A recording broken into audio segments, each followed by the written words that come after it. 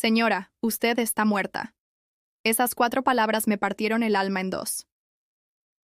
Hoy voy a contarte algo que nunca pensé que contaría. Y si tú, por un segundo, sientes que esto te parece familiar, solo te pido que dejes un like y te suscribas. Me va a ayudar a continuar desahogándome. Yo soy Antonia Ramos García. Tengo 78 años. Vivo en una casita humilde en la colonia Doctores, en Ciudad de México, donde cada mañana el olor a tamales de Doña Carmen se mezcla con el sonido de los camiones que pasan por Niño Perdido. Mi casa tiene un pequeño patio con bugambilias que planté hace 30 años, cuando mi esposo Raúl aún vivía y soñábamos con ver crecer nietos bajo su sombra morada. Era martes, el día que siempre iba al correo de José María Izazaga a recoger mi correspondencia. Un ritual que había seguido religiosamente durante décadas, caminando las mismas calles empedradas, saludando a los mismos vecinos, comprando tortillas en la misma tortillería de la esquina donde el señor Joaquín me guardaba las más calientitas, porque sabía que llegaba siempre a las 10:30. Esa mañana me vestí con mi falda azul marino, la que uso para las ocasiones importantes, y mi blusa blanca con pequeñas flores bordadas, que mi hermana Rosa me regaló antes de morir. Me puse mis zapatos ortopédicos negros, esos que me duelen pero que me dan estabilidad para caminar, y tomé mi bolsa de piel gastada donde guardo mi credencial de jubilada, algunas monedas y la llavecita de mi buzón. El sol de octubre caía, tibio sobre las calles del centro histórico cuando llegué a la oficina postal.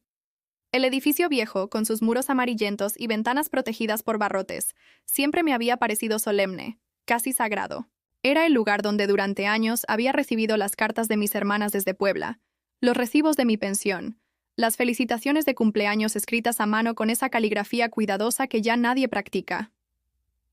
La empleada era una muchacha, joven, de unos 30 años, con el cabello recogido en una cola de caballo y unas uñas largas pintadas de rosa neón que brillaban bajo la luz fluorescente. Mascaba chicle con ese ritmo monótono que los jóvenes parecen dominar sin esfuerzo, haciendo pequeños globos que reventaba con un sonido seco mientras tecleaba en su computadora.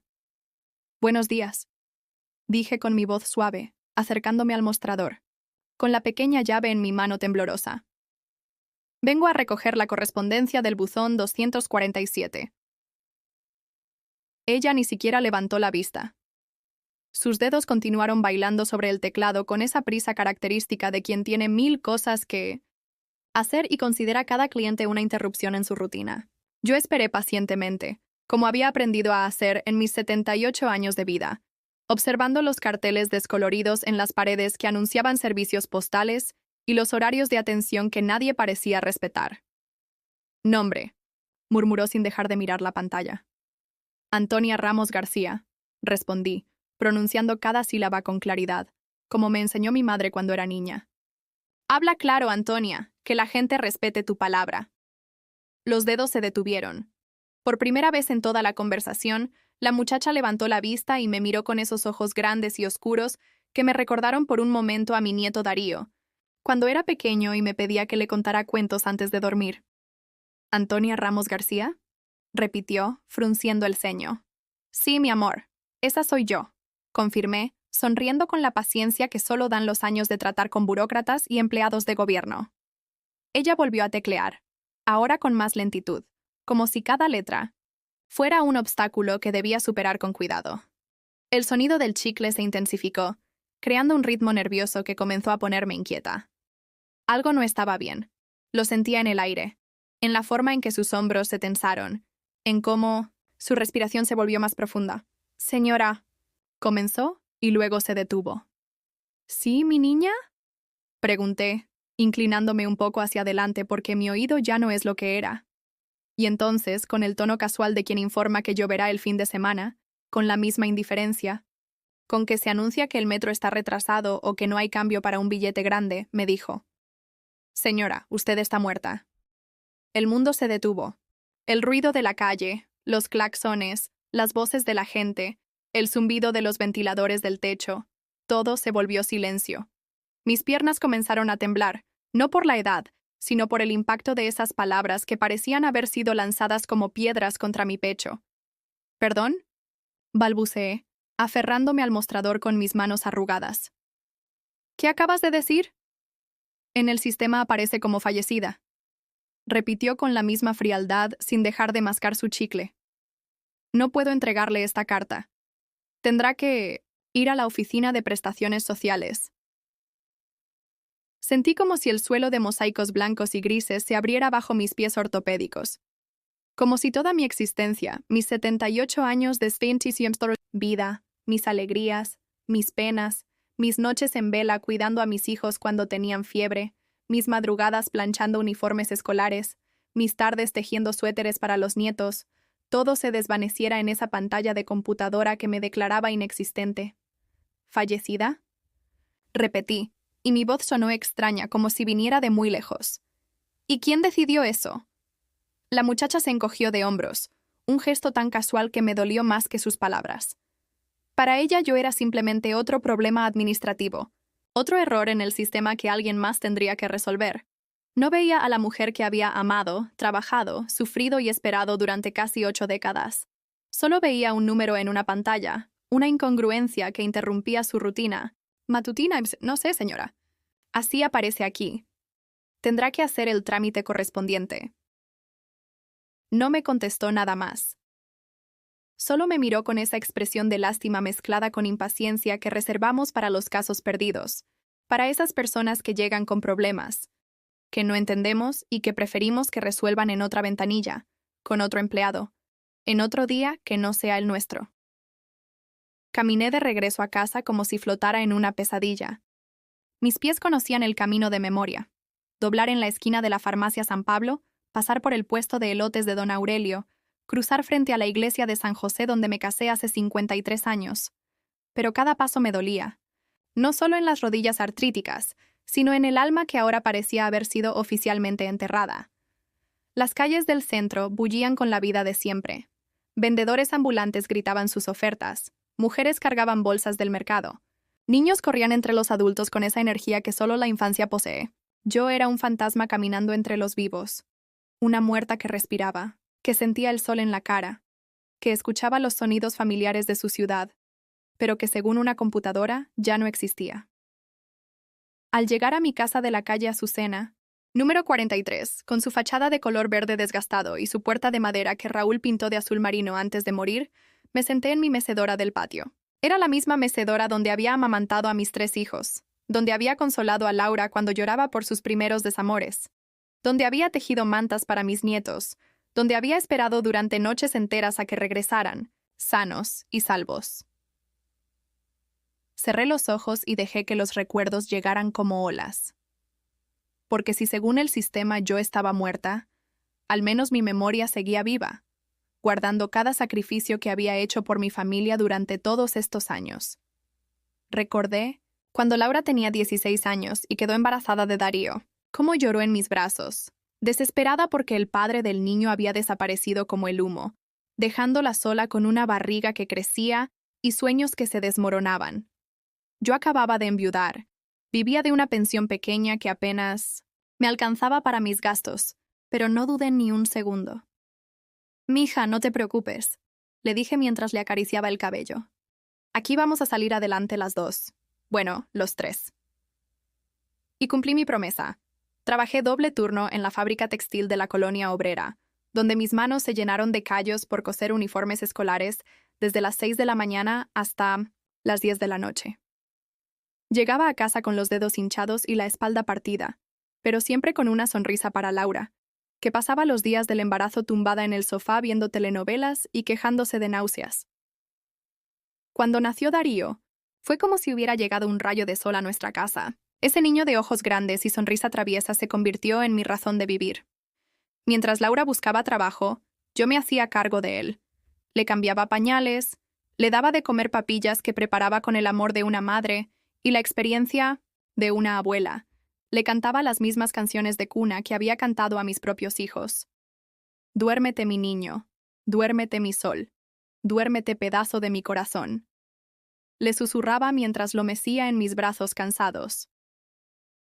Los fines de semana, lo llevaba al Zócalo para que viera a los voladores de Papantla, o al Parque Alameda para que correteara las palomas. Con mi pensión escasa compraba dulces típicos, cocadas, alegrías, charamuscas, solo para ver su carita iluminarse de felicidad. Cada peso que gastaba en él era un peso menos para mi comida, pero verlo sonreír valía cualquier sacrificio.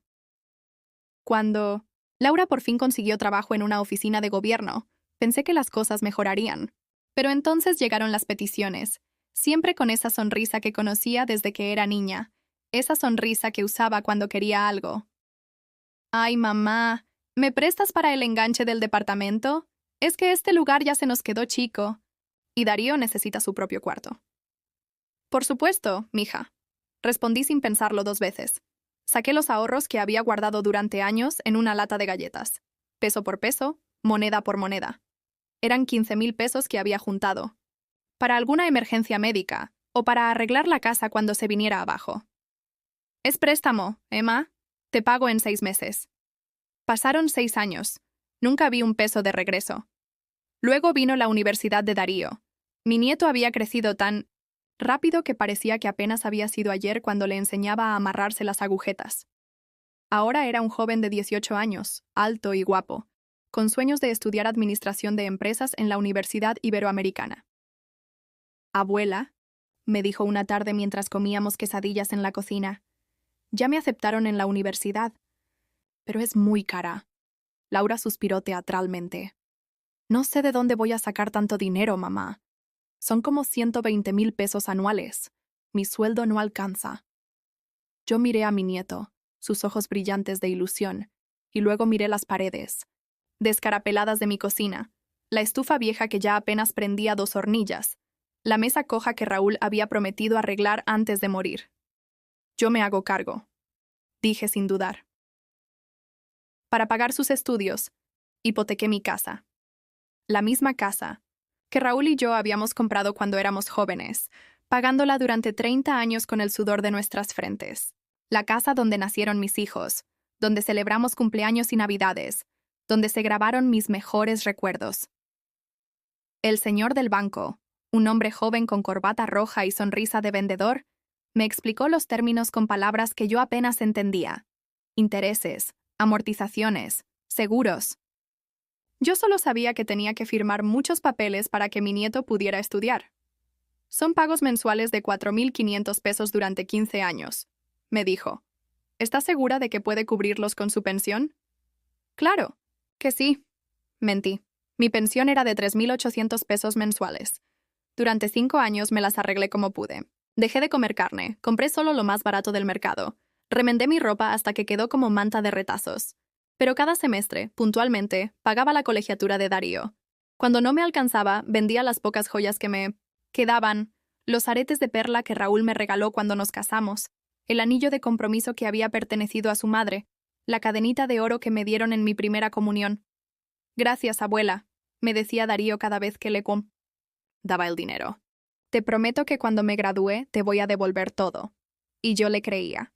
Le creía porque era mi nieto, porque tenía los mismos ojos soñadores que yo tuve cuando era joven, porque confiaba en que el amor que yo le había dado durante tantos años se convertiría en gratitud y cuidado cuando yo lo necesitara. Pero las visitas empezaron a espaciarse. Primero venía todos los domingos a comer, luego cada 15 días, después una vez al mes. Al final, solo aparecía cuando necesitaba dinero para libros, para un viaje de estudios, para algún proyecto escolar. Es que estoy muy ocupado con la universidad, Abu, me explicaba mientras contaba los billetes que yo le daba. Pero ya sabes que te quiero mucho. Laura tampoco venía seguido. Según ella, el trabajo la tenía muy estresada, muy ocupada. Pero yo sabía que los fines de semana se iba de paseo con sus amigas, que compraba ropa cara, que comía en restaurantes, mientras yo cenaba frijoles con tortilla por tercera vez en la semana. Una tarde, mientras barría el patio y veía las bugambilias que ya estaban secándose por falta de agua, porque había que ahorrar hasta en eso, me llegó un recuerdo que me partió el corazón. Era el día que Laura se casó con su segundo esposo, Fernando. Mamá, necesito que me ayudes con la boda, me había dicho. Fernando quiere algo bonito, y yo también me lo merezco. ¿Cuánto necesitas, mija? Unos 30,000 pesos. Para el salón, la comida, el vestido. 30,000 pesos. Era más de lo que yo ganaba en todo un año de pensión. Pero miré su cara ilusionada. Recordé mis propios sueños de juventud y no pude negarme. Vendí mi anillo de matrimonio. El mismo anillo que Raúl había pagado a plazos durante 6 meses cuando éramos novios, trabajando de albañil bajo el sol inclemente para poder comprármelo. Ese anillo que había sido testigo de nuestro amor, de nuestras peleas y reconciliaciones, de nuestros años buenos y malos. El joyero de la calle Madero me dio una cantidad ridícula por él. Es oro de 14 quilates, señora, y está muy rayado, me dijo con indiferencia. Pero a mí no me importó. Laura se casó con su vestido blanco, su fiesta en el salón de la colonia Roma, su pastel de 3 pisos. Yo llegué con mi vestido azul de siempre, el único presentable que me quedaba, y me senté en una esquina viendo cómo mi hija bailaba feliz con su nuevo esposo. Nadie me preguntó cómo había conseguido el dinero. Nadie me agradeció después.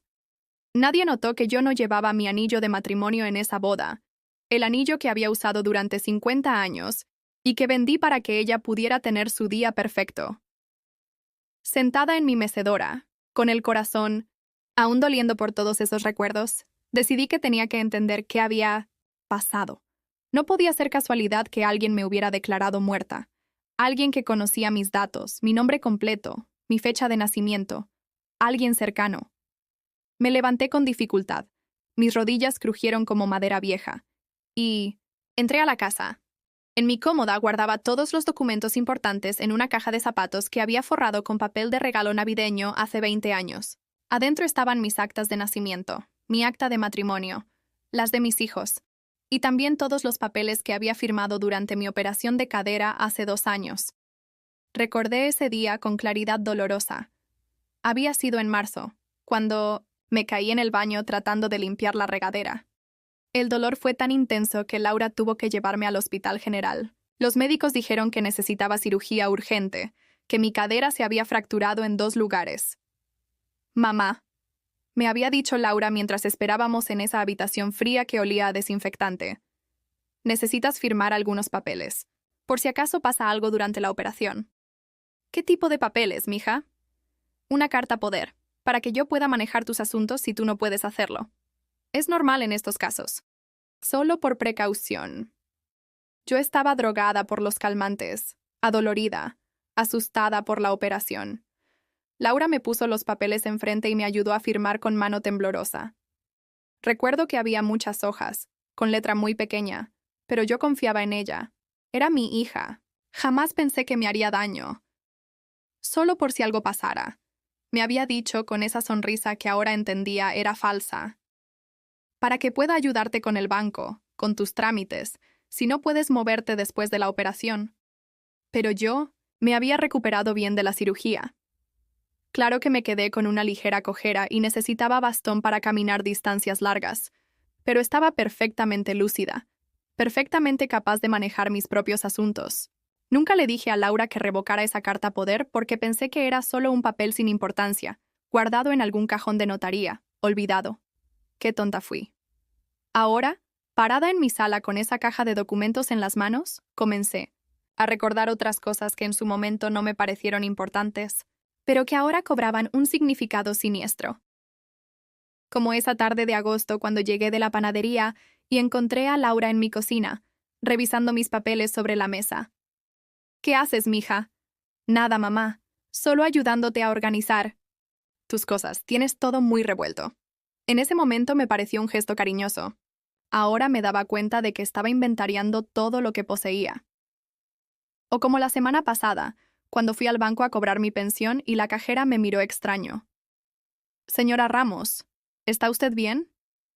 Claro, mija. ¿Por qué? Es que... Bueno, alguien preguntó por su cuenta hace unos días. Una mujer joven dijo que era su hija. Quería saber el saldo y los movimientos. Ah, sí, debe ser Laura. A veces me ayuda con mis cosas. Pero Laura nunca me había dicho que había ido al banco. Nunca me preguntó por mi dinero. ¿Por qué habría ido a preguntar por mi cuenta? O como hace un mes, cuando llegó a visitarme con Darío, cosa que no había hecho en meses. Los dos estaban muy cariñosos, muy atentos. Me trajeron flores. Dulces me ayudaron a limpiar la casa. Mamá, ¿has pensado en hacer un testamento? Me preguntó Laura mientras lavaba los platos. ¿Para qué, mija? Si no tengo nada de valor. Bueno, la casa vale algo, y tu pensión también. Es mejor tener todo en orden, por si acaso. Darío asintió desde la sala. Sí, Abu, es lo más responsable. Mi mamá puede ayudarte con eso. En ese momento me dio una sensación extraña, como si estuvieran hablando de mí, como si ya no estuviera presente. Pero descarté esa sensación. Eran mi familia. Me querían. Solo se preocupaban por mi bienestar. Qué ciega había estado. Al día siguiente de esa visita tan cariñosa, Laura me llamó muy temprano. Mamá, ¿podrías venir a la notaría? ¿Conmigo? Quiero hacer unos trámites y necesito un testigo. ¿Qué tipo de trámites? Cosas de trabajo, mamá, no te preocupes. Solo necesito que me acompañes. Fui con ella a una notaría en la colonia Condesa, muy elegante, con pisos de mármol y secretarias que hablaban quedito. Laura habló con el notario en privado mientras yo esperaba en una salita leyendo revistas. Viejas. Después me pidieron que firmara como testigo de no sé qué documento. Es solo para confirmar que estuve aquí, me dijo Laura. Un trámite laboral. Firmé sin leer, porque confiaba en ella, porque era mi hija, porque nunca imaginé que me estaba firmando mi propia sentencia de muerte. Ahora, 3 días después de que me dijeran en el correo que estaba muerta, recordé una conversación telefónica que había escuchado por casualidad hace 2 meses. Yo había llegado temprano de la panadería. Habían cerrado porque se descompuso el horno. Y encontré a Laura en mi cocina hablando por teléfono. No me vio llegar. Sí, ya está todo arreglado, decía en voz baja. El abogado dice que es legal. No, ella no sospecha nada. Está muy mal de salud, ya sabes. Claro que me da pena, pero es lo mejor para todos. Ella ya no puede cuidarse sola, y nosotros necesitamos ese dinero para Darío. Cuando me vio, colgó inmediatamente. ¿Quién era mi hija? Nadie importante, mamá. Una compañera del trabajo. Pero su cara estaba roja, nerviosa, y yo me quedé con una sensación rara el resto del día. En ese momento pensé que estaba hablando de ponerme en un asilo. Jamás imaginé que estaba planeando matarme legalmente. La realización me cayó como un balde de agua helada. Mi propia hija, la niña a la que había amamantado, a la que había consolado durante sus pesadillas, a la que había defendido cuando todos la criticaban por quedar embarazada tan joven, había planificado mi muerte durante meses. Me senté en el sofá, el mismo sofá donde había puesto a dormir a Darío cuando era bebé, donde había visto telenovelas con Laura cuando era adolescente, donde había llorado cuando murió Raúl. Y por primera vez en muchos años lloré de verdad. No el llanto silencioso y digno que había aprendido durante décadas de sufrimiento, sino un llanto desgarrador, animal, de alguien que acababa de descubrir que su mundo entero había sido una mentira. ¿Cómo habían podido hacerme esto? ¿Cómo Laura, mi propia sangre, había podido mirarme a los ojos durante todos estos meses, sabiendo que me había declarado muerta? ¿Cómo Darío, mi nieto adorado, había podido sonreírme y abrazarme sabiendo que estaban robando mi dinero? Me levanté y fui al espejo del pasillo. Ahí estaba yo, Antonia Ramos García, de 78 años, con mi cabello cano recogido en un chongo, mis arrugas que contaban la historia de una vida entera, mis ojos que habían visto nacer a mis hijos y morir a mi esposo. Viva, respirando, sintiendo. Pero según los papeles, según el sistema, según mi propia hija, yo ya no existía. Toqué mi cara en el espejo. La superficie fría me devolvió la caricia. Estás viva, Antonia. Dije en voz alta. Estás viva y te han traicionado. Por primera vez en mi vida, sentí algo que nunca antes había experimentado hacia mi familia. Odio. Un odio puro, limpio, que me quemaba el pecho y me daba una energía que no había sentido en años. Ya no era solo dolor, ya no era solo desilusión. Era rabia. Y esa rabia me iba a mantener viva hasta que pudiera demostrar que Antonia Ramos García no se iba a dejar enterrar tan fácilmente. Fui a la cocina y me preparé un té de manzanilla. Mis manos ya no temblaban. Mi mente, por primera vez en meses, estaba clara. Mañana iría a las oficinas de gobierno. Mañana comenzaría a pelear por mi vida. Porque si pensaban que me iba a quedar callada mientras disfrutaban de mi herencia, se habían equivocado de muerta. Al día siguiente desperté con una determinación que no había sentido en años. Me vestí con mi mejor ropa, mi falda gris y mi blusa blanca de las ocasiones especiales, y salí rumbo a las oficinas del Instituto Mexicano del Seguro Social en Doctores. Si me habían declarado muerta, necesitaba pruebas, necesitaba documentos, necesitaba nombres. La fila en el IMSS era interminable, como siempre. Ancianos con bastón, madres cargando bebés, trabajadores que habían pedido permiso en sus empleos para hacer trámites. Todos esperando con esa paciencia resignada que caracteriza a quienes no tienen más opción que aguantar. Yo me formé, detrás de una señora que cargaba una bolsa de plástico llena de papeles arrugados y suspiraba cada 5 minutos. Cuando por fin llegó mi turno, la empleada, una mujer de mediana edad con lentes gruesos y expresión aburrida, me pidió mi credencial. Antonia Ramos García, leyó. Ajá, aquí está el problema, señora. Según nuestros registros, usted falleció el 3 de mayo de este año. ¿Puede decirme quién reportó mi muerte? Tecleó en su computadora con la velocidad de alguien que había hecho esto miles de veces. Laura. Medina Ramos. Consta como hija del fallecido. Perdón, de la fallecida. Presentó acta de defunción del registro civil y certificado médico. Mi estómago se contrajo. Ahí estaba, negro sobre blanco. Laura había sido quien me mató en papel. ¿Puede darme una copia de esos documentos? Claro, señora, aunque no sé para qué los quiere. Si usted está... Bueno, ya sabe. 20 minutos después tenía en mis manos temblorosas los documentos de mi propia muerte. El acta de defunción decía que Antonia Ramos García había fallecido de neumonía en el hospital regional, a las 11:47 de la mañana del 3 de mayo. El certificado médico estaba firmado por un tal Dr. Rodríguez, quien certificaba haber atendido a la paciente durante sus últimos días. El 3 de mayo. Recordé perfectamente ese día. Había estado en mi casa viendo la telenovela de las 12, comiendo sopa de pollo que había preparado porque tenía un ligero resfriado.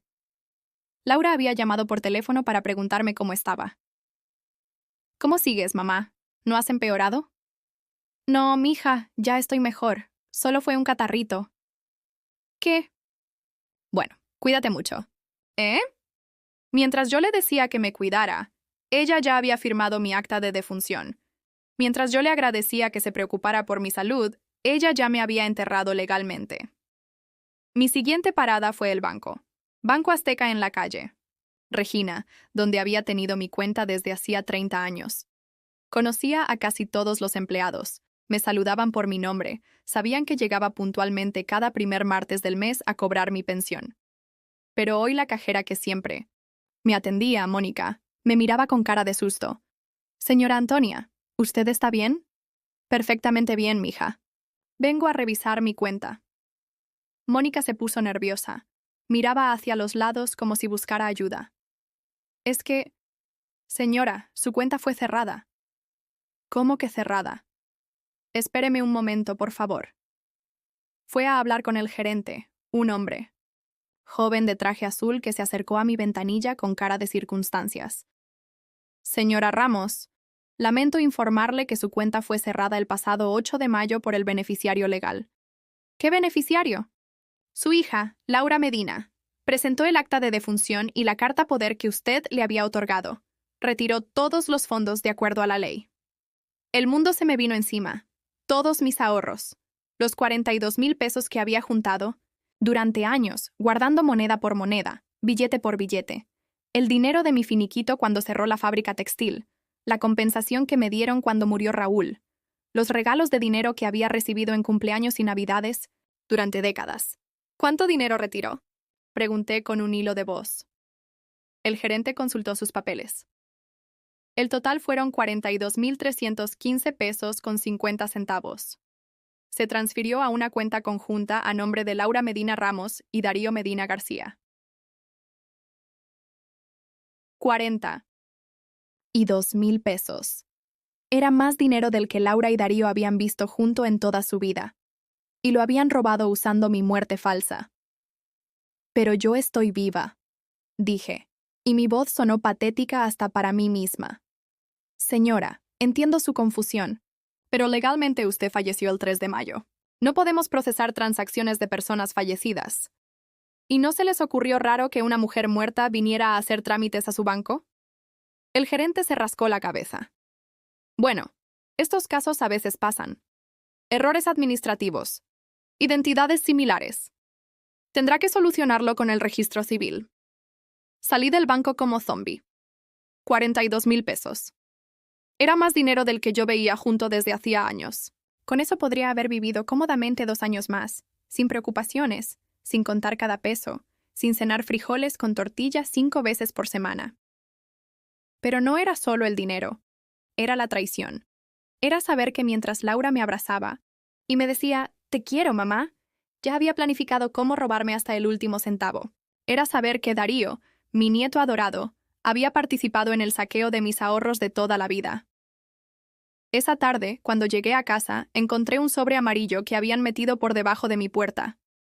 Adentro había una carta del banco, donde tenía la hipoteca de mi casa, con el membrete oficial y mi nombre mal escrito en la etiqueta. Estimada señora Ramos, por medio de la presente le informamos que debido a su fallecimiento reportado el pasado mes de mayo, hemos procedido a acelerar el vencimiento de su crédito hipotecario según lo estipulado en la cláusula 47 de su contrato. El saldo actual de su adeudo es de 127,000 pesos, cantidad que deberá ser liquidada por sus herederos legales en un plazo no mayor a 30 días naturales, o procederemos al embargo y remate de la propiedad ubicada en Azucena número 43, Colimer Doctores. Para cualquier aclaración, favor de comunicarse a los teléfonos. 127,000 pesos.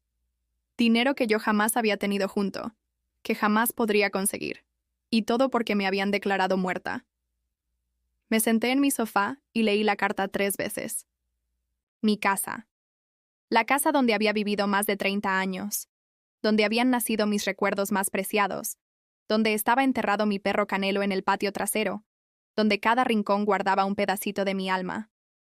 También me la iban a quitar. El teléfono sonó. Era un número desconocido. ¿Señora Antonia? Sí. ¿Quién habla? Soy del departamento de cobranza de Electra. Llamamos porque su cuenta está vencida desde hace 3 meses. Pero si yo pago religiosamente cada mes... Señora, según nuestros registros, usted falleció en mayo y su familia no se ha hecho responsable de la deuda. Son 2,400 pesos de un refrigerador que compró el año pasado. Colgué sin responder. El teléfono volvió a sonar inmediatamente. Señora Ramos, habla de CFE. Su servicio eléctrico será suspendido mañana por falta de pago. Colgué otra vez. Pero el teléfono siguió sonando. Coppel, FAMSA, Banco Azteca, Liverpool, todos. Los lugares donde había comprado algo a crédito durante los últimos años me llamaban para cobrar las deudas de una muerta que ya no podía pagar. Me desconecté el teléfono. Esa noche, sentada en mi cocina con una taza de té frío entre las manos, traté de entender la magnitud de lo que me habían hecho. No solo me habían robado mis ahorros, me habían destruido financieramente. Todas mis deudas seguían vigentes, pero ya no tenía acceso al dinero para pagarlas porque estaba oficialmente muerta. Era la estafa perfecta. Laura y Darío se habían quedado con todo mi dinero, pero yo seguía siendo responsable de todas mis obligaciones. Legalmente no existía, pero mis deudas sí. Subí a mi recámara y abrí el cajón donde guardaba las pocas fotografías familiares que me quedaban. Ahí estaba una foto de la graduación de Darío, hace apenas 2 años. En la imagen, él llevaba su birrete y toga, sonriendo orgulloso, y yo estaba a su lado con mi vestido azul marino, radiante de felicidad porque mi nieto se había convertido en licenciado. Recordé ese día. ¿Cómo me había sentido tan orgullosa cuando gritaron su nombre? Darío Medina García, licenciado en Administración de Empresas. Recordé cómo había llorado de emoción, cómo había pensado que todos mis sacrificios habían valido la pena. Gracias, abuela, me había dicho ese día, abrazándome fuerte. Sin ti, esto no habría sido posible. Y tenía razón.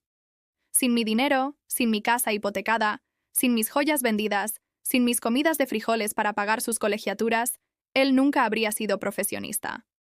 Pero su forma de agradecerme había sido robarme y declararme muerta. Tomé la fotografía y la observé detenidamente. En mi cara se veía tanto amor, tanta ilusión, tanta esperanza en el futuro. Era el rostro de una abuela que creía que su familia la valoraba, que creía que sus sacrificios significaban algo. Qué ingenua había sido. Con cuidado, rasgué la foto por la mitad. Mi parte la guardé en el cajón. La parte donde estaba Darío la tiré a la basura. Mañana comenzaría a pelear. No sabía cómo, no sabía si podría ganar, pero no me iba a quedar con los brazos cruzados mientras ellos disfrutaban de mi dinero robado. A las 7 de la mañana del día siguiente, ya estaba parada frente al registro civil de la alcaldía, Cuauhtémoc, en la calle Doctor Río de la Loza. Llevaba conmigo una carpeta con todos los documentos que había podido reunir. Mi credencial del INE, mi acta de nacimiento original, recibos de luz de los últimos meses, y hasta una fotografía reciente donde aparecía con el periódico del día para demostrar que seguía viva. La empleada que me atendió era una mujer joven, de unos 25 años, con el cabello teñido de rubio y uñas largas decoradas con pequeños brillos. Se llamaba Jennifer, según su gafete, y masticaba chicle mientras revisaba mis papeles con expresión aburrida. «A ver, señora, dice usted que está viva, pero aquí tengo su acta de defunción», dijo sosteniendo el papel como si fuera una reliquia sagrada. Fue expedida el 4 de mayo, reportada por su hija Laura Medina Ramos. «Porque mi hija me declaró muerta falsamente», respondí, tratando de mantener la calma. «Yo estoy aquí, viva, respirando, hablando con usted. ¿No es prueba suficiente?» Jennifer me miró como si fuera una anciana confundida que había perdido la razón. «Señora, no puede estar viva si ya está muerta. No funciona así el sistema». «Pues, entonces su sistema está mal», dije, y por primera vez en décadas, mi voz sonó firme, sin disculpas. «Porque yo no estoy muerta, y quiero que anulen esa acta falsa. Tendría que hacer una denuncia penal por falsificación de documento oficial», me explicó Jennifer con esa paciencia forzada que usan los burócratas con los ciudadanos problemáticos. «Pero primero necesita que un médico forense certifique que usted efectivamente está viva». «¿Un médico forense? ¿Para certificar que estoy viva?» «Sí, señora. Es el procedimiento». Era absurdo, pero era lo que tenía que hacer. 3 horas después estaba en las oficinas de la Fiscalía General de Justicia de la Ciudad de México, en Niños Héroes, formada entre rateros, deudores y víctimas de fraude, esperando mi turno para denunciar a mi propia hija por haberme matado, legalmente. El ministerio público que me tocó era un hombre de mediana edad, con bigote gris y aspecto de haber visto todo tipo de miserias humanas. Se llamaba licenciado Guerrero, y cuando le expliqué mi caso, alzó las cejas con genuina sorpresa. ¿Su propia hija la declaró muerta para robarle sus ahorros? «Así es, licenciado. Tengo aquí todos los documentos». Revisó mis papeles, con más atención de la que había recibido en cualquier oficina gubernamental en todo el día. «Esto es grave, señora Ramos. Falsificación de documento oficial, fraude, apropiación indebida. Su hija podría ir a la cárcel». Por primera vez en días sentí una pequeña satisfacción. Laura podría ir a la cárcel.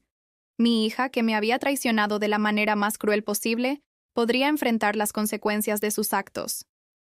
¿Qué necesito hacer? Primero, el examen médico para certificar que está viva. Después, tendré que girar órdenes de aprehensión contra su Pau, hija y su nieto como cómplices. ¿También contra Darío? Los fondos fueron transferidos a una cuenta conjunta. Legalmente, ambos participaron en el fraude. Mi corazón se encogió un poco. Darío era mi nieto, mi bebé, el niño que había criado como si fuera mi hijo. Pero también era parte del robo. También había disfrutado de mi dinero sabiendo de dónde venía. «Hágalo», dije. 2 días después, cuando ya había completado todos los exámenes médicos requeridos, que confirmaron oficialmente que Antonia Ramos García estaba viva y en perfectas condiciones mentales, recibí una llamada que no esperaba. «¿Mamá?» Era la voz de Laura, pero sonaba diferente, nerviosa, asustada. «Vaya, qué sorpresa», respondí con frialdad. «Una llamada de ultratumba». «Mamá, por favor, necesitamos hablar. Esto es un malentendido terrible». «¿Un malentendido?» ¿Declararme muerta y robar mis ahorros es un malentendido? Yo puedo explicártelo todo. ¿Podemos vernos? No creo que los muertos puedan salir a platicar, Laura. Se quedó callada unos segundos. Ya sé que estás enojada, pero... No estoy enojada. La interrumpí. Los muertos no se enojan, pero me dijeron en la fiscalía que a los vivos sí les molesta que los maten en papel y les roben sus ahorros. ¿Fuiste a la fiscalía? Claro que fui. También al registro civil, al banco y a cuanta oficina fue necesaria para resucitarme. ¿Te parece bien? Su voz se volvió más desesperada. Mamá, por favor, podemos arreglar esto en familia. No involucres a las autoridades. ¿En mi esta familia? Me eché a reír, y fue una risa amarga que no reconocí como mía. Laura, tú me sacaste de la familia cuando me declaraste muerta. Ahora soy solo una ciudadana que fue víctima de un fraude. Pero yo soy tu hija. Mi hija murió el día que firmó mi acta de defunción. Ahora solo eres una delincuente que va a ir a la cárcel. Colgué. El teléfono volvió a sonar. Inmediatamente. No contesté. Sonó toda la tarde. No me importó. A las 8 de la noche alguien tocó mi puerta con desesperación. Golpes fuertes, insistentes. Reconocí el ritmo. Era Laura. Mamá, ábreme, por favor. No me moví de mi silla. Mamá, sé que estás ahí. Tenemos que hablar. Siguió tocando durante 20 minutos. Después escuché que lloraba del otro lado de la puerta. Perdóname, mamá, por favor. No sabía que te iba a lastimar. Tanto. Solo necesitaba el dinero para Darío, para su futuro. Tú ya no lo necesitas tanto como él. Esa última frase me indignó tanto que me levanté y fui hasta la puerta. ¿Que yo ya no necesito mi dinero? Grité desde adentro. ¿Desde cuándo tú decides qué necesito y qué no? No fue con mala intención, mamá. Solo pensé que... Pensaste que como ya estoy vieja ya no importo. Pensaste que podías matarme y robarme porque total, ¿ya para qué sirvo? No es cierto.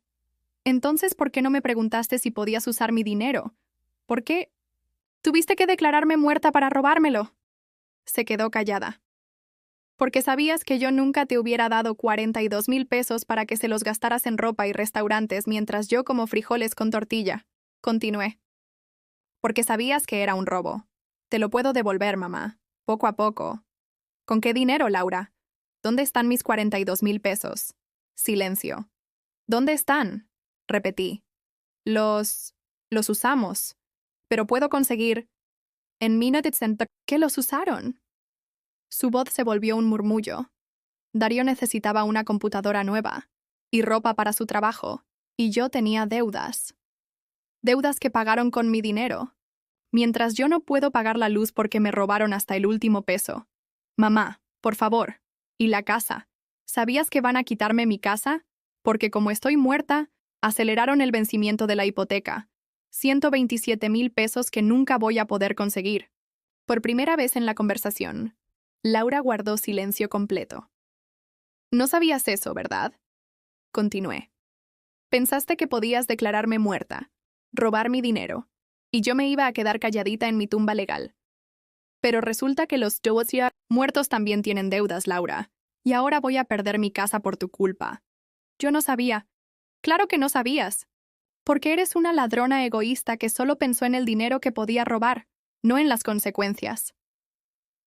Escuché que se alejaba de la puerta. Sus pasos se perdieron en la calle. Esa noche dormí mejor que en semanas. Por primera vez en décadas, les había dicho sus verdades a la cara. No me había disculpado.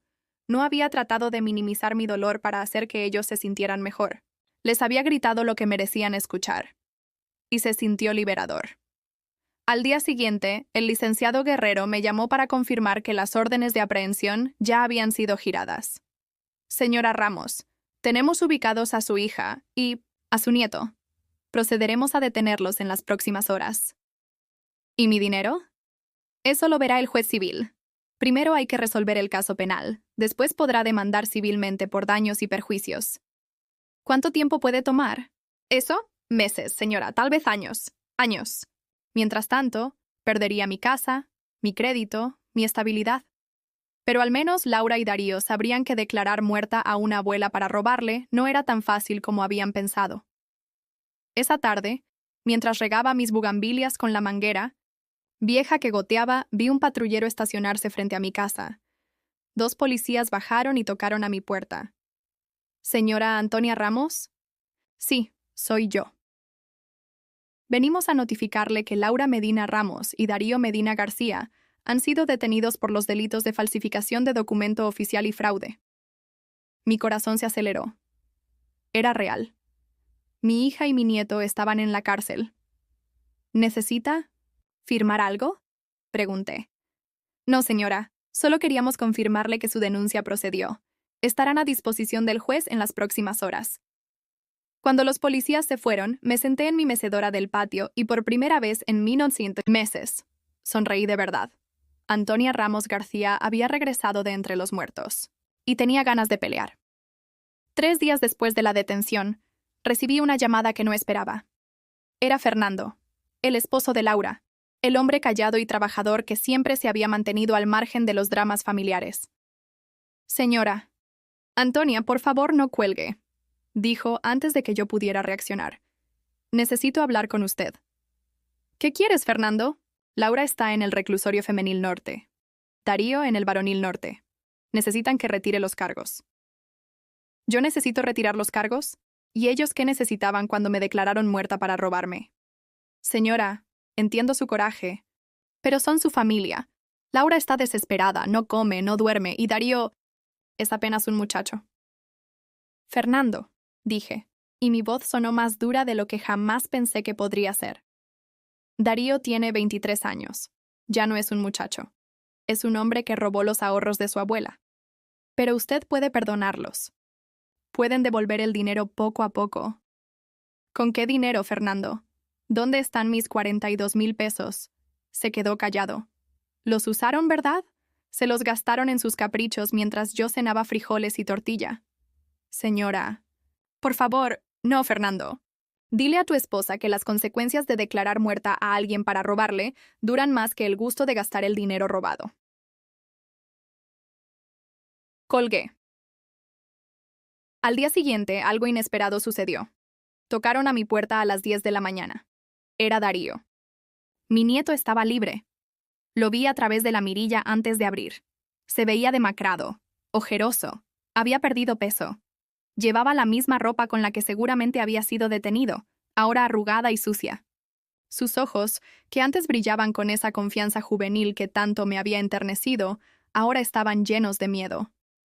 Abrí la puerta, pero no lo invité a pasar. «Abuela», susurró. «¿Abuela?» Lo miré fijamente. Yo creía que tu abuela estaba muerta. Al menos eso fue lo que declararon en el registro civil. Me dieron libertad condicional. Mi mamá sigue adentro.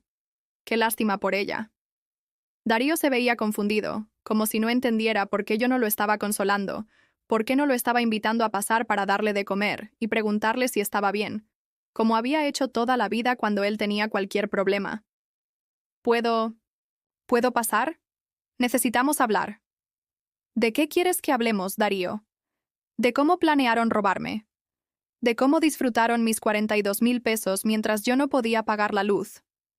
Abuela, yo no sabía que tú te ibas a enterar. Ah, me eché a reír con amargura. No sabías que me iba a enterar. Pensaste que me iba a quedar calladita en mi tumba legal mientras ustedes se gastaban mis ahorros. No fue así. Entonces, ¿cómo fue, Darío?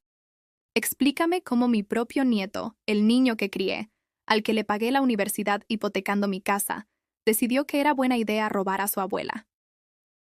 Se recargó contra el marco de la puerta y comenzó a llorar. Eran lágrimas reales. Lágrimas de arrepentimiento o de miedo, no lo sabía y no me importaba. Fue idea de mi mamá, sollozó. Ella dijo que tú ya estabas muy mayor, que ya no necesitabas tanto dinero, que era mejor que nosotros lo usáramos ahora que éramos jóvenes. Y ¿tú le creíste? Tú que habías vivido conmigo, que sabías que yo ahorraba cada peso, que me viste vender mis joyas para pagar tu universidad. Ella me dijo que era legal, que tenía carta poder. Carta poder para cuidarme si yo me enfermaba, ¿no? Para matarme y robarme. Darío se limpió las lágrimas con la manga de su camisa sucia. Abuela, yo te puedo devolver el dinero. Conseguiré trabajo, pagaré en abonos. ¿Cuánto tienes ahora mismo en tu cartera? ¿Qué? ¿Qué cuánto dinero tienes ahora mismo? Metió la mano al bolsillo y sacó algunos billetes arrugados. Como 200 pesos. 200 pesos, repetí. De 42,000 que se robaron, te quedan 200. ¿En qué se gastaron el resto? Yo compré una computadora nueva, ropa para el trabajo, algunas salidas con amigos. Mi mamá pagó sus tarjetas de crédito, se compró ropa, fuimos a cenar a restaurantes. Bonitos. ¿Restaurantes bonitos? Mi voz subió una octava. Mientras yo comía sopa de pasta porque no tenía para más, no pensamos que tú te fueras a enterar. Ahí está el problema, Darío. No pensaron en mí para nada.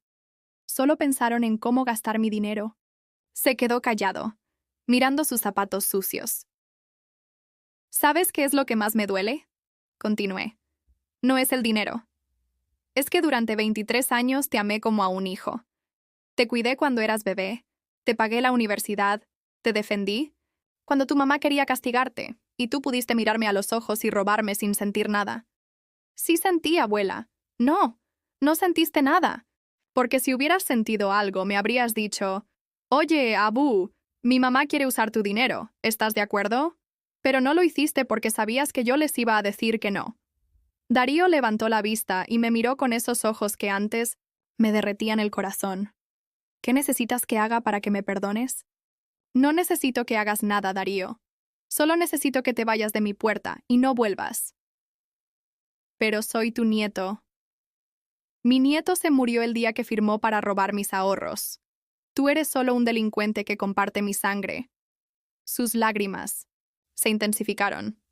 Por favor, abuela, no me dejes sin familia. ¿Yo te dejé sin familia? Tú me dejaste sin dinero y sin casa. Tu mamá me declaró muerta. Y ahora resulta que yo soy la mala de la película. ¿Podemos arreglar esto? ¿Cómo, Darío? ¿Cómo van a arreglar que van a rematar mi casa porque no puedo pagar 127,000 pesos? ¿Cómo van a arreglar que ya no tengo ahorros para mis medicinas? ¿Cómo van a arreglar que ahora todos mis vecinos saben que mi propia familia me robó? No tenía respuesta. Vete, Darío. No quiero verte más. Abuela. ¡Vete! Grité con una fuerza que no sabía que tenía. Y dile a tu mamá que espero que la cárcel le enseñe a valorar a su madre. Darío se fue caminando, lentamente por la calle Azucena, con los hombros caídos y la cabeza gacha. Lo vi alejarse desde mi ventana y no sentí nada. Ni lástima, ni amor, ni dolor. Solo vacío. 2 semanas después, Fernando volvió a llamarme. Señora Antonia, Laura sale mañana. Le dieron libertad condicional. Qué bien por ella. ¿Puede venir a hablar con usted? Fernando, dile a Laura que si viene a mi casa llamo a la policía. No quiero verla. Pero señora, es su hija. Mi hija habría venido a pedirme dinero cuando lo necesitaba, no a robármelo después de declararme muerta. Ella está muy arrepentida. Que se arrepienta en su casa. Yo ya no quiero saber nada de ella. 3 días después, Laura apareció en mi puerta. No tocó. Solo se quedó parada en la banqueta, del otro lado de mi reja, mirando hacia mi ventana. Llevaba la misma ropa con la que la habían detenido. Su cabello estaba sucio y había perdido mucho peso. Yo estaba regando mis plantas cuando la vi. Se quedó ahí como media hora esperando que yo saliera. No lo hice. Finalmente, sacó un papel de su bolsa y lo metió entre los barrotes de mi reja. Después se fue. El papel decía: Mamá, perdóname. Te amo. Laura. Lo rompí en pedacitos pequeños y lo tiré a la basura. Esa noche, por primera vez en meses, pude dormir profundamente. Ya no tenía familia, pero tampoco tenía quien me traicionara. Ya no tenía ahorros, pero tampoco tenía quien me los robara. Ya no tenía quien me visitara los domingos, pero tampoco tenía quien viniera solo cuando necesitaba dinero. Era libre. Pobre, sola, pero libre. Al día siguiente decidí que era hora de tomar el control total de mi vida. Fui a ver al licenciado Guerrero para preguntarle sobre la demanda civil. Señora Ramos, puede demandarlos por daños y perjuicios, pero le soy honesto. Es muy difícil que recupere su dinero si ya se lo gastaron. ¿Y la casa? Esa la Puede salvar si encuentra la manera de pagar la hipoteca. ¿Tiene algún bien que pueda vender? Pensé en todo lo que me quedaba. Muebles viejos, ropa usada, algunas ollas. Nada que valiera 127,000 pesos. ¿Y si vendiera la casa? Podría ser una opción. Si la vende rápido, tal vez pueda pagar la hipoteca y quedarse con algo. ¿Cuánto puede valer mi casa? Tendría que hacer una avalúo. Pero en esa zona, una casa como la suya, tal vez 200,000 pesos. 200,000 pesos. Si vendía mi casa, podía pagar la hipoteca y me quedarían 73,000 para empezar de nuevo. ¿Puedo rentar algo con 70,000 pesos? Señora, con 70,000 pesos puede rentar un departamento pequeño y vivir modestamente por un par de años mientras se regulariza su pensión. Por primera vez en semanas tuve esperanza. Salí de la oficina del licenciado con una decisión. Tomada. Iba a vender mi casa. Iba a mudarme a un departamento pequeño. Iba a empezar de nuevo a los 78 años. Y lo más importante, lo iba a hacer sola, sin familia que me traicionara, sin gente que me robara, sin nadie que me declarara, muerta para quedarse con mis cosas. Iba a renacer de mis propias cenizas. 6 meses después, estaba parada en la puerta de mi nuevo hogar. Un departamento de 2 recámaras en la colonia Narvarte, en el segundo piso de un edificio de los años 60 que había conocido tiempos mejores, pero que aún conservaba su dignidad. Las ventanas daban hacia una calle arbolada, donde los niños jugaban fútbol en las tardes y las señoras barrían sus entradas mientras chismoseaban con las vecinas. El departamento costaba 4,000 pesos mensuales, una cantidad que podía pagar cómodamente con mi pensión, que finalmente había sido restablecida después de demostrar oficialmente que seguía viva. Tenía cocina integral pequeña pero funcional, una sala que daba hacia la calle, y lo más importante, era mío. Nadie más tenía llaves, nadie más conocía la dirección, nadie podía entrar sin mi permiso. La venta de la casa había sido un proceso doloroso pero liberador. Ver cómo extraños recorrían los cuartos donde había criado a mis hijos, donde había consolado a Laura durante sus desamores adolescentes, donde había jugado con Darío cuando era niño, fue como asistir a mi propio funeral. Pero también fue como enterrar una etapa de mi vida que había terminado de la peor manera posible. Con los 73,000 pesos que me quedaron después de pagar la hipoteca, compré muebles sencillos pero nuevos. Por primera vez en décadas, todo lo que me rodeaba era elegido por mí, para mí. Una mesa de comedor redonda donde cabíamos perfectamente 2 personas, yo y quien yo decidiera invitar. Un sofá azul marino que había escogido porque me gustaba, no porque fuera el más barato o porque combinara con lo que ya tenía. Una recámara con una cama individual que era solo mía, con sábanas que olían a nuevo y almohadas que nadie más había usado. En las paredes colgué fotografías que había rescatado de mi antigua casa, pero solo las que me hacían feliz. Eliminé todas las fotos familiares recientes. Las únicas imágenes de Laura y Darío que conservé fueron de cuando él era pequeño, y ella aún me miraba con amor genuino, no con la codicia calculadora que había aprendido a reconocer en sus últimas visitas. Mi nueva rutina era completamente diferente a la que había tenido durante décadas. Me levantaba cuando tenía ganas, no cuando alguien más necesitaba que lo hiciera. Desayunaba lo que se me antojaba, a veces huevos revueltos con jamón, a veces simplemente café con pan dulce, sin tener que calcular si me alcanzaba el dinero para la comida del resto de la semana. Los martes iba al mercado de Medellín, donde los comerciantes ya me conocían y me apartaban las mejores verduras. «Doña Antonia», me decían, «llegó jitomate sabroso. ¿Le guardo 1 kilo?» Me gustaba ser conocida simplemente como Doña Antonia, una señora más que compraba sus víveres y pagaba con billetes que nadie más había tocado antes que yo. Los jueves había empezado a ir a clases de tejido en el Centro de Desarrollo Comunitario de la colonia. Era algo que siempre había querido hacer, pero nunca había tenido tiempo porque siempre estaba cuidando a alguien más, trabajando para pagar las deudas de otros, o preocupándome por problemas ajenos que se habían vuelto míos por costumbre. La maestra era una mujer de mi edad llamada Esperanza, que había enviudado hacía 3 años y había decidido convertir su pasatiempo en una pequeña fuente de ingresos.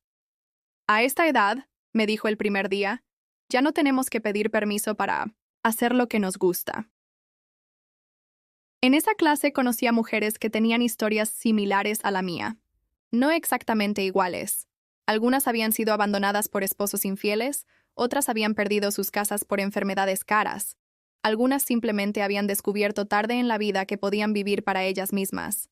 Pero todas compartíamos esa sensación de haber despertado de un sueño largo y no siempre agradable. Mi hijo me pidió que le prestara para un negocio, me contó Carmen, una señora de 80 años que tejía bufandas con una destreza que yo envidiaba. Le presté 200,000 pesos. ¿Sabes cuándo me pagó? Nunca. El negocio quebró, según él, pero yo vi que se compró una camioneta nueva. Mi nuera me convenció de que pusiera mi casa a su nombre para evitar impuestos, añadió Mercedes, cuyas manos arrugadas creían suéteres perfectos mientras hablaba. Después me corrió de mi propia casa porque ya no la necesitaba para cuidar a los nietos. Ahora vivo en un cuarto que rento con mi pensión. Escuchar esas historias me hacía sentir menos sola, menos tonta. No era la única mujer mayor que había sido traicionada por su familia. No era la única que había confundido el amor con el permitir que abusaran de mi bondad. Pero también me hacía sentir afortunada. A diferencia de Carmen y Mercedes, yo había reaccionado a tiempo. Yo había peleado. Yo me había defendido. Yo había logrado salir de la dinámica tóxica antes de perder absolutamente todo. Los viernes por la tarde había desarrollado un ritual que se había vuelto sagrado para mí. Ir al Sanborns de la Avenida Universidad, pedirme un café americano y un pastel de chocolate, y sentarme junto a la ventana a ver pasar a la gente. Era un lujo que me había negado durante décadas, cuando cada peso tenía que ser justificado y cada gasto personal parecía un robo a las necesidades familiares. Ahora, sentada en esa mesa con mi pastel de 35 pesos, más de lo que antes me permitía gastar en comida en todo un día, observaba a las familias que pasaban por la calle, padres empujando carriolas, adolescentes caminando en grupos ruidosos, parejas de ancianos tomadas del brazo. Escenas que antes me habrían llenado de nostalgia y soledad, ahora me generaban una sensación diferente, tranquilidad. No echaba de menos a Laura ni a Darío. No extrañaba los domingos en familia que siempre terminaban conmigo lavando platos mientras ellos veían televisión. No añoraba las llamadas telefónicas que solo llegaban cuando necesitaban algo de mí. No sentía nostalgia por las visitas, que me dejaban emocionalmente agotada y financieramente más pobre. Por primera vez en mi vida adulta, mi tiempo era completamente mío. Mis decisiones eran solo mías. Mi dinero, aunque menos que antes, era únicamente para mis necesidades y mis gustos. Una tarde de sábado, mientras caminaba por el Parque de los Venados, otro de mis nuevos ritos semanales, vi una escena que me hizo reflexionar profundamente. Una abuela de aproximadamente mi edad empujaba un cochecito mientras cargaba 2 bolsas pesadas del súper. A su lado, una mujer joven hablaba por teléfono, ignorando completamente que su madre luchaba con el peso de las bolsas y el coche del bebé. «Mamá, ¿puedes llevarte a Sebastián esta noche? Luis y yo queremos ir al cine», le decía la hija, sin dejar de mirar su teléfono. «Claro, mija, pero recuerda traerme pañales porque ya no me quedan», respondió la abuela con esa voz cansada que yo conocía muy bien. «Ay, sí, después te los compro. ¿O no tienes ahí dinero para comprarlos?» «¿Tú?» Tuve que alejarme porque la escena me provocaba una mezcla de indignación y lástima que no sabía cómo procesar. Esa abuela era yo, 8 meses atrás. Esa hija era Laura. Esa dinámica había sido mi vida durante décadas. Pero ahora, viendo desde afuera, pude entender algo que no había sido capaz de ver cuando estaba atrapada dentro de esa situación. No estaba siendo útil. Estaba siendo usada. No estaba siendo una buena madre o abuela. Estaba siendo una víctima que permitía que la victimizaran. Esa noche, en la privacidad de mi departamento, me serví una copa de vino tinto, otra costumbre nueva que había adoptado, y escribí en un cuaderno que había comprado para llevar un diario de mis pensamientos. Era algo que había querido hacer durante años, pero que nunca había tenido tiempo de intentar. Hoy entendí que el amor verdadero no se mide por cuánto estás dispuesta a sacrificar, sino por cuánto respeto y reciprocidad recibes a cambio. Durante años confundí el ser necesitada con ser amada. Creí que mientras más diera, más me querrían. Pero en realidad, mientras más daba, menos me valoraban. Escribir esas palabras me produjo una sensación de liberación que no esperaba. Era como si finalmente hubiera encontrado las palabras para explicarme a mí misma lo que había vivido, para darle sentido a décadas de relaciones desbalanceadas y sacrificios no correspondidos. Al domingo siguiente, mientras desayunaba tranquilamente, en mi mesa redonda, huevos revueltos con queso y frijoles, café de olla que había aprendido a hacer siguiendo una receta de YouTube, sonó mi teléfono. Era un número que no reconocía, pero algo en mi interior me dijo que no contestara. Dejé que sonara hasta que se cortó. Inmediatamente volvió a sonar. Lo ignoré otra vez. La tercera vez que sonó, decidí apagar el teléfono completamente. Más tarde descubrí que habían sido 14 llamadas perdidas, todas del mismo número. No me molesté en averiguar de quién era. Si era importante, encontrarían otra manera de contactarme. Si era Laura o Darío usando un teléfono prestado para tratar de manipularme nuevamente, habían perdido su tiempo. Esa tarde, sentada en mi sofá azul marino viendo una película que había elegido yo, una comedia romántica italiana que me había recomendado Esperanza, me di cuenta de algo maravilloso. Era completamente feliz. No la felicidad eufórica de los momentos especiales, sino la felicidad tranquila y sostenida de quien está viviendo la vida que realmente quiere vivir. No tenía a nadie a quien cuidar excepto a mí misma. No tenía a nadie que me pidiera dinero, favor o sacrificios. No tenía a nadie que me llamara solo cuando necesitaba algo. No tenía a nadie que me viera como un recurso a explotar en lugar de como una persona a amar. Y por primera vez en 78 años, eso no me daba miedo, me daba paz. Y de ese modo, Antonia entendió que la vida no termina con los golpes más duros, sino cuando uno decide rendirse. En su nuevo hogar, cada objeto que la rodeaba era testigo de su renacimiento. El sencillo sillón azul que eligió con el primer dinero que quedó en su cuenta legalmente viva. La pequeña mesa de madera donde volvió a tejer sueños y bufandas junto a Esperanza, y las fotografías cuidadosamente seleccionadas que ya no mostraban los rostros de quienes la habían traicionado, sino escenas felices de un pasado en el que el amor fue genuino. Cada mañana, al despertar sin el peso del engaño sobre sus hombros, recordaba la fuerza que encontró en su propia voz al denunciar a quienes juraron amarla. Recordaba el temblor inicial al enfrentar a la autoridad, la impotencia de sostener un acta de defunción que llevaba su nombre, y el coraje que transformó su miedo en rabia organizada, capaz de sacarla de la tumba administrativa en que la habían sepultado. Aprendió a saborear la libertad en cada sorbo de café de olla y en cada paso por los pasillos del departamento, donde las paredes eran más que mampostería, eran su territorio inviolable. Comenzó a fijarse en los pequeños detalles que antes pasaban desapercibidos. La risa de los niños jugando al otro lado de la calle, el canto de los pájaros que anidaban en las ramas que rozaban su ventana, la brisa que mecía las cortinas, cuando abría la puerta principal. Con el tiempo, supo que sanar no significaba olvidar. Sanó porque dejó de cargar con el resentimiento como si fuera un fardo eterno. Visitó al notario una tarde de otoño para anular oficialmente la carta, poder que firmó mientras estaba postrada por la cirugía. Sin aquel documento tramado a sus espaldas, recuperó el timón de sus asuntos.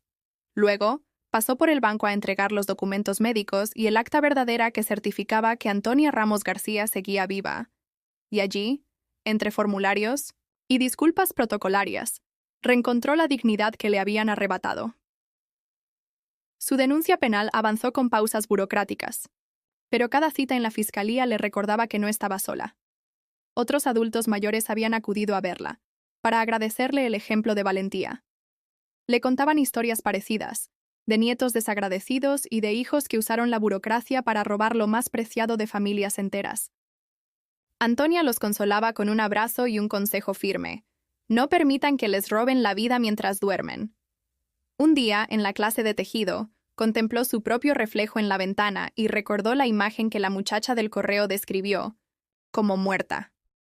Sonrió para sus adentros. Jamás había estado más viva. Cada puntada de lana que cruzaba por sus dedos era un testimonio de su resistencia, un símbolo de que cualquier vínculo, por más cercano que sea, puede romperse, si no se sostiene en el respeto mutuo. Pasaron los meses, y la subasta de su antigua casa se suspendió cuando el juez civil reconoció la fragilidad del procedimiento que liberó el crédito hipotecario tras su falsa defunción. Aunque la victoria legal no devolvió todo el dinero perdido, sirvió para frenar el remate inminente y ganó tiempo para reorganizarse. Antonia decidió reservar los fondos recuperados para sus gastos médicos y vivió con ahorro estricto, sin lujos, pero con la seguridad de que ningún pariente desleal volvería a aprovecharse de ella. En el nuevo departamento, exhibió con orgullo un bastidor donde bordó la frase «viva, libre y digna» en hilos de colores vivos. Aquel bordado era su escudo, recordatorio de que la dignidad no se negocia y la libertad no se mendiga. A veces, al pasar junto al bastidor, palpaba la tela como si fuera un talismán que protegiera su historia, la historia de una mujer de 70 y 8 años que desenterró su propia vida de un error administrativo lleno de traición. Con el paso de las semanas, la convocatoria de sus amigas de la clase de tejido se convirtió en un círculo de apoyo. Compartían anécdotas, reían de los malos tratos pasados, intercambiaban recetas de mole y de pan dulce, y planificaban juntas salidas al teatro o al mercado de artesanías. Antonia descubrió el poder sanador de la amistad elegida, esa que no exige nada salvo compañía sincera. Un sábado, mientras tomaba un café en una cafetería del barrio, un joven se acercó para preguntarle si era la señora de la bufanda, color carmín que había visto en una publicación local. Le contó que su abuela también había sido víctima de un fraude similar al suyo, y que gracias a la denuncia de Antonia habían logrado frenar un desalojo injusto. Al escuchar su historia, ella sintió que su lucha había alcanzado más vidas de las que imaginó. Su coraje se había convertido en inspiración. Esa noche, al volver al apartamento, se sentó frente al pequeño altar improvisado con fotografías de sus días felices anteriores a la traición, de sus encuentros de tejido y de ese joven que había encontrado en ella una abuelita guerrera.